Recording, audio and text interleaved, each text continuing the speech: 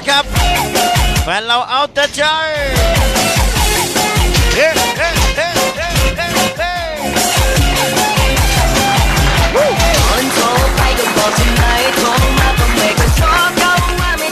ช่วงท้ายกันแล้วนะครับชวนไปนั่นก็บอกให้ไปคนเดียวพอเจอเอาไปคนเดียวบอกจะไปอะไรเนี่ย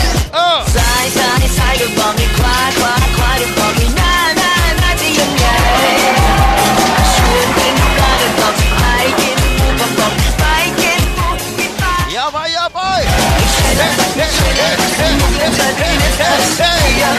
โอ้โหเต็มที่น้องโคโยตี้ไม่ไหวแล้วเว้ยโอ้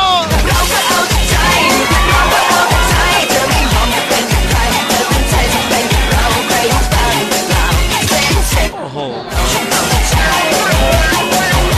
เด็กจะชนหน้าคุณพี่เขานะมึงอะ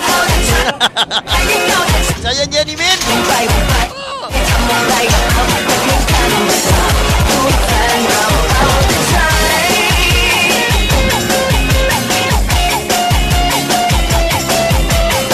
รู้จักอยู่คนเดียวคู่โคโยตี้มินแล้วสักเต้นหน้ากูด้วยนะเนี่ย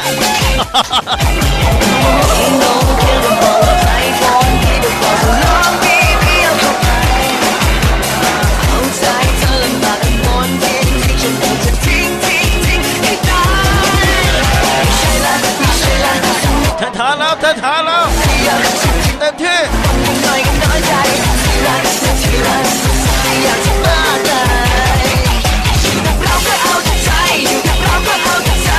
หนึ่งเดียวนะครับ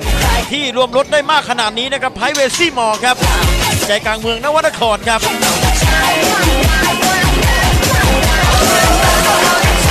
วันนี้นำทุนรถพลังสีตุนิยนต์มาโชว์กันมากมายนะครับ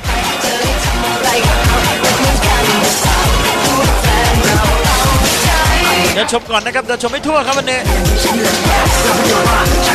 มากันหลายร้านนะครับก็มีนครคาร์ออดิโอนะครับอู๊ดเจริญยานยนต์หลังคาร์ออดิโอนะครับอำนาจคาร์ออดิโอครับสตาร์พาวเวอร์ซาวครับสุนทรซาวช็อปคาร์ออดิโอครับนิติพลนะครับคาร์ออดิโอไรเดอร์คาร์ออดิโอนะครับ DR คาร์ออดิโอ NK คาร์ออดิโอนะครับโรมคาร์ออดิโออันเดอร์กราวครับคุณเฮงแอร์แอนด์ซาวแบกคาร์ออดิโอครับมงคลคาร์ออดิโอ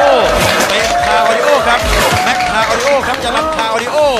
DK คาร์ออดิโอครับวันนี้มากันเพียบรวมไปทั้ง NT กาลาดด้วยนะครับน้องนิติหรือซ่อมเครื่องยนต์เบรกคัสช่วงล่างหม้อน้ำแอร์ไดนาโมนะครับเข้าฝั่งตลาดไทยนะครับ